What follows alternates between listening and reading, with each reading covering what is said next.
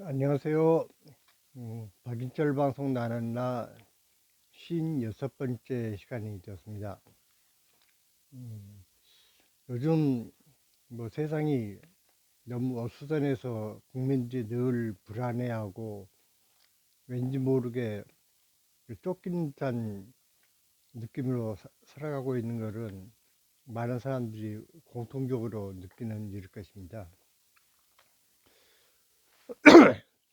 근데 이제 이 현재 뭐 이제 실패로 끝난 이번 그 친위 쿠데타를 보면서 음, 물론 이제 그 정권의 그 최고 책임자가 일으킨 일이긴 한데 그 옛날에 그 어떤 왕조 시대에도 역성혁명을 비롯해서 여러 번 그 왕을 쫓아내는 그런 사례들은 많이 있었습니다. 그런데 그렇게 어떤 그 혁명적인 변화보다도 진정 어떤 그 개혁을 통해서 그 일반 국민들의 삶을 좀 더 그 나은 삶으로 그 만들어 가고 있던 개혁 정치를 추구했던 사람들은 동서고금을 막론하고 기득권층의 저항을 맞닥뜨릴 수밖에 없었습니다. 그 중에 한 예로 조선 중종 때 있었던 그 조광조 사건을 생각할 수가 있겠습니다. 중종이 이제 연산군을 쫓아내고 반정으로 왕위에 오른 왕인데 그런 사회적 상황 속에서 조광조라는 그 개혁 정치를 추구했던 정치가가 그, 그 당시에도 이제 기득권층을 형성하고 있던 그 양반 세력들에 그 대항해서 좀 더 어떤 평민들이나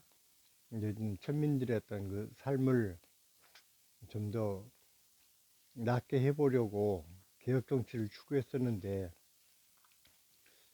그것이 이제 못마땅했던 그 기득권 세력들이 조광조를 이제 죽이게 되는데 뭐 언제나 그렇듯이 어떤 그 정치 세력 간의 그런 어떤 서로 죽고 죽이는 일은 흔히 있었는데 제가 이제 그 사건에서 그 관심을 갖고 보는 이유는 그 요즘 그 검찰이 흔히 그 저지르는 그 증거 조작이라는 부분에 있습니다. 사실 요즘도 그 정권의 입맛에 맞춰서 사법부가 어떤 그 사법 살인을 저지르는 경우도 있고 뭐 사법 살인까지는 아니더라도 죄가 없는 사람들에게 죄를 뒤집어 씌우기 위해서 증거를 조작한다든가 뭐 증인들을 해유 내지는 협박을 해서 그 피고에게 불리한 그런 증언을 하도록 유도하는 그런 사례도 이제 더러 보게 되는데 조광조 같은 경우에는 요즘 그런 사건이 있었다면 참 어이가 없다 싶을 정도로 황당한 증거를 만들어내게 됩니다. 뭐 이제 제가 중학교 국사 시간에 배웠는지 고등학교 국사 시간에 배웠는지 사실 기억이 가물가물한데 아무튼 그 중고등학교 역사 시간에 그 조광조의 그 사건을 배웠던 기억은 지금도 살아 있습니다. 그걸 한마디로 이제 주초위항이라는 그 가짜 증거로 그 조광조를 죽이게 되는데 이 조광조의 그 성이 조씨인데 그 조자를 주초로 파자를 해서 그 그러니까 나뭇잎에다 그 주초위왕이라는 한자를 꿀로 발라놓고 벌레가 그 부분을 이제 갉아먹게 한 다음에 이거 봐라, 응? 조씨가 왕이 된다고 이렇게 하늘이 그 계시를 보이지 않느냐라고 하면서, 그러니까 그 주초라는 글자가 그 조씨라고 이제 해석을 하고 그것이 조광조를 의미하는 것이다라고, 솔직히 말도 안 되는 그런 증거를 만들어 가지고 조광조를 이제 죽이게 되는 것입니다. 요즘 그 검찰이 하고 있는 여러 가지 그 증거 조작의 사례를 봐도 정말 그 조선시대에 있었던 그 주초유양의 그런 증거 조작과 별반 다르지 않은 그런 행태를 요즘 수백 년이 지난 현재 와서까지도 그런 그 증거 조작을 하는 모습을 보면서 과연 우리나라가 역사에서 배우는 교훈이 이렇게 없는가? 늘 같은 그 실수를 이렇게 반복하면서 역사적으로 어떤 답보 상태에 머물러야 하는가라는 좀 아쉬움을 느끼게 됩니다. 사실 그 정권의 힘이라는 것이 옛날에는 그 왕이 모든 것을 좌지우지하던 시절이었지만, 적어도 요즘은 삼권 분립을 통해서 행정, 입법, 사법이 다 이제 분리되어서 독립성을 가지고 그 사회를 이끌어 간다라고 생각을 하고 있지만, 실제로는 행정적 힘을 쥔 어떤 그 대통령의 어떤 입맛에 맞춰서 입법부나 사법부가 그대로 이제 따라가는 경향을 보이게 됩니다. 박정희 때 대법원에서 확정 판결이 나자마자 그 다음날 새벽에 사형을 집행해서 그 젊은이들을 한꺼번에 6명인가를 죽였던 그 인혁당 사건이나, 뭐 요 근래 와서는 그 증인들의 그 증언을 조작해 가지고 죄를 뒤집어 씌웠던 한명숙 총리 사건 등등, 그런 그 어떤 사법부나 검찰의 그런 만행을 우리가 지켜볼 수밖에 없었고, 또 현재 재판을 받고 있는 그 민주당 이재명 대표의 경우에도 그 재판을 여러 개 받고 있으니까 저 사람은 무슨 죄를 그렇게 많이 지었나 하는 식으로 그 어떤 궁금해하는 사람들도 있고, 정치에 그 관심이 높은 사람들이 아니면은 그냥 언론에서 떠드는 대로 에이, 그래도 뭔가 지은 죄가 있으니까 그러겠지라고 믿어버리는 그런 사례를 자주 보게 됩니다. 그렇지만 지금 그 탐사 추적을 통해서 보도되어지는 그런 그 내용들을 살펴보면은 전부가 그 조작된 증거들이라는 것이 이제 뻔히 보이는데도, 심지어 재판을 하는 사법부마저도 그런 그 조작된 증거를 다 받아들이고, 또 피고에게 유리한 증거는 일부러 채택하지 않고 외면해버리는 그런 사례들을 많이 보게 됩니다. 사실 우리가 뭐 누가 죄를 지었고 안 지었고가 중요한 게 아니라, 능력 있고 정말 국민을 위해서 일할 수 있는 머슴꾼을 제대로 고르기 위해서 그 사람의 어떤 그 국민을 위한 의지 내지는 행정적인 능력, 이런 것들을 잘 살펴서 그 양반이 정말 능력이 없는 사람이다라고 하면은 선택되지 않고, 진정 물론 완벽한 인간이란 있을 수 없기 때문에 결국은 상대적 그 평가밖에는 할 수 없겠지만, 적어도 이 사람이라면은, 그러니까 A와 B가 경쟁을 하고 있을 때 A라는 사람이 B라는 사람보다는 더 탁월한 능력을 지니고 있다고 하면은 일반 국민들이 A를 선택할 수 있는 객관적 어떤 그 증거들을 제시함으로 인해서 그 사람이 국민을 위해서 헌신할 수 있는 기회를 제공하는 것이 당연한 일일 텐데, 지금까지 역사의 흐름을 보았을 때 결코 그렇게 그 어떤 진실이 항상 승리하는 그런 역사만이 이어져 왔던 것은 아니었던 것 또한 사실인 것 같습니다. 그래서 무엇보다 중요한 것은 그 평가의 대상이 되는 그런 정치가의 역량도 중요하겠지만, 그 역량을 제대로 파악하고 올바른 선택을 할 수 있는 국민 개개인들의 관심과 올바른 선택이 가장 중요한 것이 아니겠는가라는 생각을 하게 됩니다. 만약에 대통령 후보가 뭐 3명, 4명, 5명 이렇게 나오게 되는데, 뭐 A, B, C, D, E가 나왔다고 했을 때 A를 찍은 사람들은 그 A 대통령 밑에 가서 그 사람의 그 지도하에 그 나라 국민이 되고,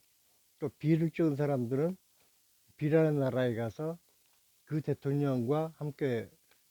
지내고, 이렇게 된다면은 뭐 굳이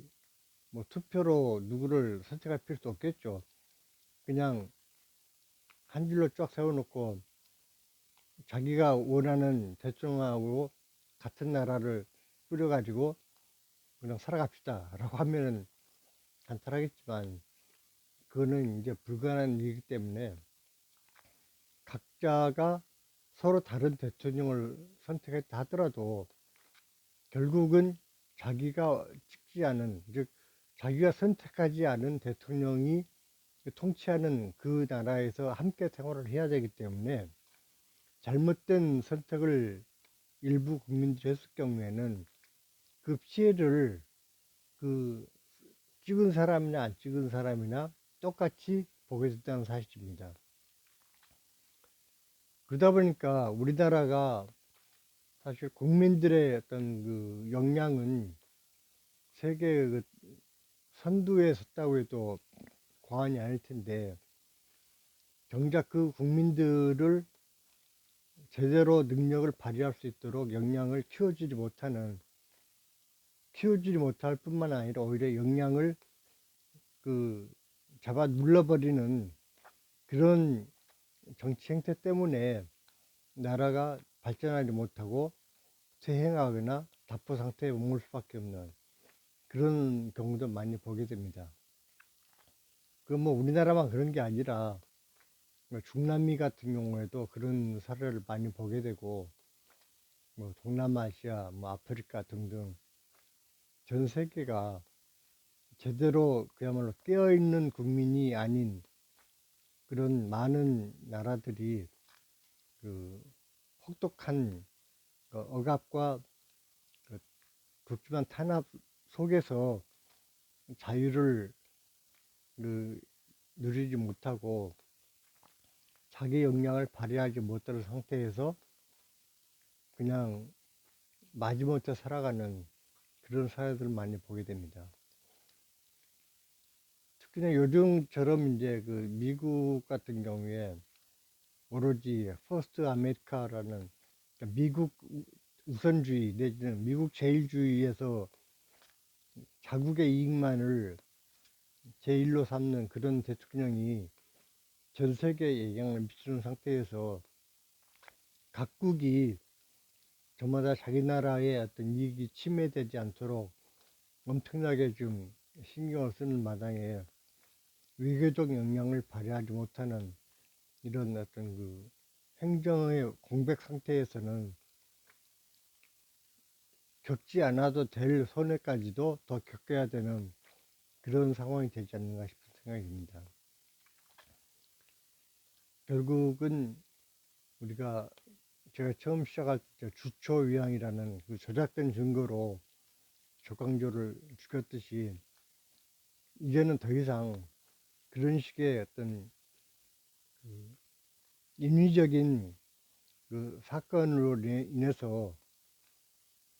제 능력을 발휘하지 못하고 쓰러져가는 그런 역량 있는 정치가가 다시는 그런 희생을 당하지 않도록 하기 위해서라도 그야말로 날카로운 눈을 가지고 국민 각자가 올바른 선택을 위해서 이제는 그야말로 바짝 신경을 써야 될 때가 아닌가 싶은 생각이 듭니다. 이거는 단순히 뭐 현재의 일뿐만이 아니라 지금 그러니까 역사를 통해서 먼 과거에서 그 교훈을 배웠듯이 현재의 그 상황은 미래에서 보면은 지금 이 순간이 과거 역사가 되기 때문에 그 역사를 제대로 올바르게 구현해 나가기 위해서라도 어떤 시대정신과 역사의식을 동시에 가지고 치열한 시민의식을 살려가면서 정말 중요한 것은 나의 올바른 눈으로 올바른 지도자를 선택하는 일이다라는 생각으로 하루하루를 우리가 살아가야 될 것이라고 생각이 됩니다. 얼마 전에 남타령에서 있었던 그 젊은이들의 농민과 젊은이들 함께해서 그 어려운 농민들이 자기 뜻을 구현하기 위해서 남태령을 넘도록 그 젊은이들의 큰 도움이 그 농민들에게도 많은 도움이 되었던 것처럼 또 계엄령을 선포했을 때 국회로 몰려갔던 그 수많은 수천 명의 그 시민들이 한국의 역사를 바로잡아 나갔지. 이제는 선거를 하는 그 순간에도 진정 올바른 선택이 이루어질 수 있도록 우리 모두가 그야말로 온갖 지혜를 다 짜내서 그릇된 지도자가 국민을 지배하지 않도록 선택에 그 신중에 신중을 가해야 되지 않을까 싶은 생각이 듭니다. 뭐 같은 얘기가 중한부한 이제 뭐 반복되는 것 같아서 듣는 분들에게 좀 죄송하기도 하고 그렇지만 우리가 역사를 통해서 그 조선시대 수백 년 전에 있었던 그런 사례를 통해서 기득권 측의 저항이라는 것이 얼마나 끔찍한 희생을 강요하는지 그런 부분을 잘 살펴서라도 미래의 밝은 한 걸음을 내딛기 위한 우리의 노력이 필요할 것이다 라는 생각을 하면서 오늘 이만 줄이겠습니다. 감사합니다.